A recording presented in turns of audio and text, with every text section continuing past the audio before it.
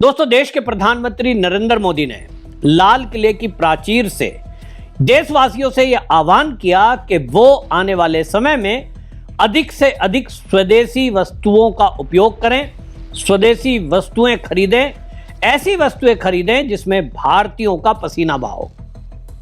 अब ऐसा आह्वान करना पूरे देश के लिए गर्व की बात है और एक दिशा मोदी जी ने दिखाई कि भाई हमारे देश में अब त्योहारों का सीजन है और इस त्योहारे के सीजन में दीपावली जब आती है तो लोग दिए खरीदते हैं, लोग जो है आप घर में सजाने का सामान लाते हैं, बिजली का बल्ब की लड़ियां लाते हैं, मोमबत्ती लाते हैं, दीपक लाते हैं। दीपावली दीपक का उत्सव है, मिठाई खरीद कर लाते हैं। ज्यादा पैसा होगा तो घर में खरीद कर लाएंगे आप टीवी, फ्रिज या कार ले आएंगे।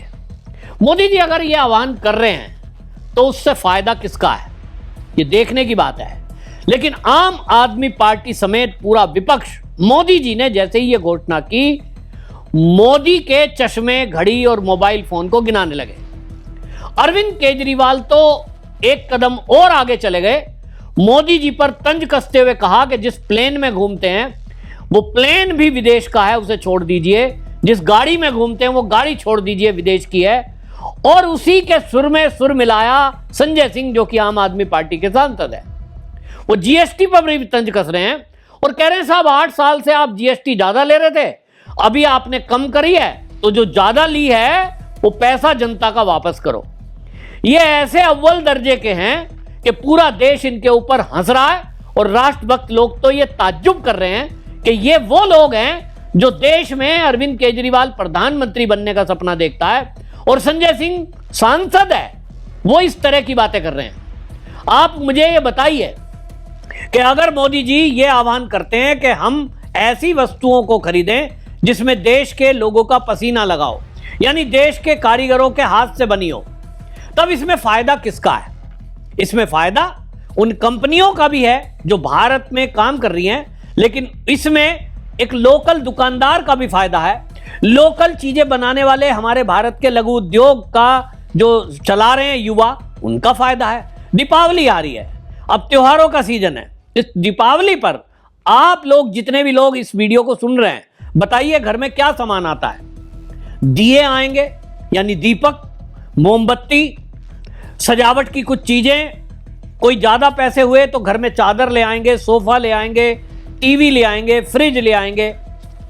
तो भाई अगर मोदी जी ये कह रहे हैं कि ऐसी वस्तुएं लाएं जिसमें देश के लोगों का पसीना बहा हो, अब इसका मतलब है सीधा सीधा मोदी जी कह रहे हैं जो भारत में कंपनियां उत्पाद कर रही हैं उनका सामान खरीदना है। अब इसमें क्या गलत है?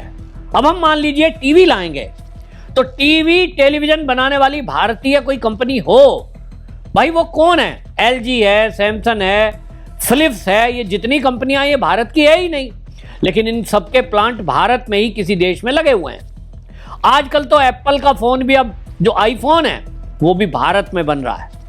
और इसलिए अगर भारत में बनी हुई वस्तुओं का उपयोग करेंगे तो उससे सरकार को जहां एक तरफ टैक्स के रूप में पैसा मिलेगा जो हमारे देश के निर्माण में काम आएगा, और जो कंपनियों में कारीगर काम करते हैं, कर्मचारी के तौर पर काम करते हैं, कोई होलसेलर होगा, कोई रिटेल बेचने वाला सामान होगा, वो तो भारत का ही होगा। तो भारत के लोगों का फायदा होगा, भारतीय लोगों के जेब में पैसा जाएगा और उनका लाभ होगा। दूसरी तरफ मोदी जी किसकी तरफ कहना चाह रहे थे? जो उन्होंने ये जो बोला है वो नहीं बोला, जैसे हम ऑनलाइन परचेजिंग करते हैं। ये कई बार ये बात कही गई है कि देखिए हम दाल, चावल, चीनी सब हमारे किसानों से ही तो लिए जाती हैं। हम लोकल अपने आसपास की दुकान से यदि उस सामान को खरीदेंगे, हमारे गली मोहल्ले में 2-4 किलोमीटर के दायरे में यदि कोई परचून की दुकान है, यानी जनरल स्टोर है, हम उससे यदि जाकर के दाल, चावल, चीनी लाते हैं, आप लाकर देखिए। व्यक्तिगत रूप से मैं 1-2 मेरे मित्र दुकानदार हैं, मतलब आप सोचिए जो मॉल में सामान मिलता है उसमें 1 भी रुपया वो कम नहीं करेंगे। जो प्रिंट रेट है, एमआरपी लिखा हुआ है, वही आपको देना है, उसके आगे जीएसटी भी देनी है, वो 5% हो या 12%। लेकिन आप लोकल दुकानदार के पास जाइए और लोकल दुकानदार से आप 4 तरह के चावल, चीनी सब कुछ लीजिए, वो आपको ऐसे ही दे देगा बिना जीएसटी लगाए।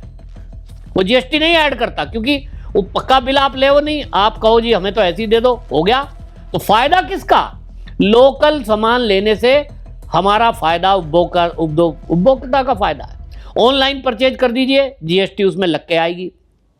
मोदी जी देश के प्रधानमंत्री हैं, वो खुलकर इस तरह की बात नहीं बोल सकते, तो उन्होंने इसको इनडायरेक्टली बोला है। लेकिन अरविंद केजरीवाल, आम आदमी पार्टी के नेता, जिस तरह से विरोध कर रहे हैं, जिस तरह से कांग्रेस ही विरोध में उतर गए, मोदी जी की घड़ी दिखा रहे हैं, देखिए इन्होंने जो घड़ी पहन रखी है वो घड़ी तो जो है विदेशी है। वो कह रहे हैं देखिए स्विट्जरलैंड की बनी हुई घड़ी पहन रहे हैं, जर्मनी का ये जो है बना हुआ चश्मा ले रहे हैं, इटली का चश्मा है, अमेरिका का फोन है, हेलीकॉप्टर और विमान। केजरीवाल कहते हैं मोदी जी पहले इन्हें छोड़ दो। अब अरविंद केजरीवाल जी को कौन बताए कि इस देश में कितने लोग ऐसे हैं भाई कि जो इस दिवाली पे हेलीकॉप्टर और हवाई जहाज खरीदने वाले हैं। अरविंद केजरीवाल जी, आप तो अपने आप को आईआरएस बड़े पढ़ा लिखा बताते हैं, तो आपको क्या पता है कि भारत में दीपावली पे एक दूसरे को गिफ्ट देने के लिए कोई हेलीकॉप्टर खरीदेगा? क्या खरीदेगा? वो टीवी भी नहीं खरीदेगा गिफ्ट देने के लिए, अपने घर के लिए लाएगा। और अगर टीवी, फ्रिज लाता है, मोबाइल लाता है, तो वो भारत में ही बने हुए हैं। अगर ऑनलाइन परचेज करते हैं, विदेशों से कोई चीज मंगाते हैं, तब उस पर विदेश का जो जहां से भी जिस देश से मंगाएंगे वो टैक्स उनके पास जाएगा। लेकिन जो भारत में कंपनियां मैन्युफैक्चरिंग कर रही हैं, वो तो पैसा भारत में ही रहेगा, भारत की सरकार को मिलेगा, और उस पैसे से मोदी जी अपने घर में तो ले नहीं जाएंगे। संजय सिंह कह रहे हैं कि जो जीएसटी पे आपने 8 साल पैसा लिया, मोदी जी पहले उसे वापस करो। अब मैं वो शब्द नहीं कहूंगा जो संजय सिंह के बारे में बाकी लोग बोलते हैं। कुछ लोग बोलते हैं ना, उनको टिकट विकेट के बारे में क्या बोलते हैं, क्या करते थे, लेकिन इनकी बुद्धि देखिए भाई। अगर जीएसटी रिफॉर्म्स हुए, उसके पहले जो कांग्रेस की सरकार देश में 70 साल रही, उन्होंने तो अनाप शनाप टैक्स लगाए, 5-6 तरह के टैक्स लगते थे, सेल टैक्स, इनकम टैक्स, कौन सा टैक्स। और आप देखिए कर्मचारी जो खरीदने वाला है, उपभोक्ता, वो उसी के ऊपर मार पड़ती थी। लेकिन रिफॉर्म लाए, तो रिफॉर्म लाने में, कोई चीज को पटरी पे लाने में जब विपक्षी पार्टियां सहयोग ना करें, आपको याद होगा राहुल गांधी इसको गब्बर सिंह टैक्स कहकर लोगों को डरा रहे थे, दुकानदारों को सड़कों पे उतार दिया गया था।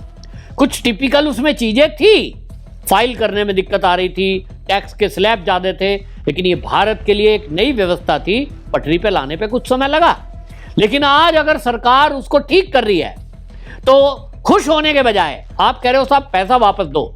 संजय सिंह जी, मैं पूछना चाहता हूं, सरकार ने 8 साल में जीएसटी में जितने पैसे कलेक्ट किए, तो क्या मोदी जी ने अपने खाते में ले लिया वो पैसा? मोदी जी अपने कहीं विदेश में रखे आए? क्या उसमें निर्मला सीतारमण वित्त मंत्री हैं, उन्होंने कोई अपना मकान खरीद लिया, प्लॉट, खेत खरीद लिया उस पैसे से? किस तरह की बातें कर रहे हैं?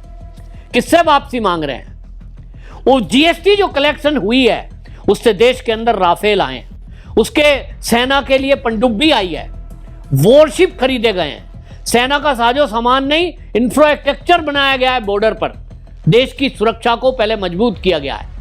पहले नहीं था, देश में 70 साल कांग्रेस का राज रहा, सेना ये सामान मांगती रह गई, अपना सैटेलाइट सिस्टम, अपना जीपीएस सिस्टम कुछ था ही नहीं, और इसलिए हम दूसरे देश पर निर्भर थे। बंदूक की गोली भी चाहिए तो विदेश से आएगी, गोला गोली सैटेलाइट चाहिए तो विदेश से लॉन्च करानी है, हमारे देश के वैज्ञानिकों को फंड नहीं मिलता था। तो जीएसटी से जो भी मोदी सरकार ने पैसे इकट्ठे किए, देश के अंदर रिकॉर्ड एक्सप्रेसवेज बने हैं, हाईवेज बने हैं, रेलवेज बनी है, और वंदे भारत जैसी ट्रेन के डब्बे, कोच हमारे देश में बन रहे हैं। ये पैसा कहां से आया? तो ये जीएसटी से कलेक्शन है। रही बात मोदी जी के चश्मे और घड़ी की, तो मैं आम आदमी पार्टी के और विपक्षी दलों के नेताओं को बताना चाहता हूं कि मोदी जी, जो कोई अपने आप को कहता हो कि मैं बड़ा राष्ट्रभक्त हूं, उस राष्ट्रभक्त से भी बड़े राष्ट्रभक्त हैं। राष्ट्रीय स्वयंसेवक संघ के स्वयंसेवक हैं, जो एक बार में तो स्वदेशी आंदोलन चला रहे थे। लेकिन 70 साल कांग्रेस की सरकार रही, जिन्होंने स्वदेशी उद्योग को कभी बढ़ावा नहीं दिया, लघु उद्योग को कभी बढ़ावा नहीं दिया, चीन की कंपनियों को बढ़ावा दिया, अमेरिका की कंपनियों को बढ़ावा दिया, जिसके कारण हमारे देश में सुई से लेकर शिप तक सब विदेशों से बनता था और विदेशी कंपनियां लगती चली गई और भारत के उद्योग धंधे बंद होते चले गए। तो अगर आज मेरे घर में मेरे बच्चे को पेन खरीदना है तो थोड़े दिन में अब स्वदेशी पेन आने लगे, नहीं तो रिनोल्ड आता था जो विदेश की कंपनी है, उसके लिए अभियान चलाना पड़ता था।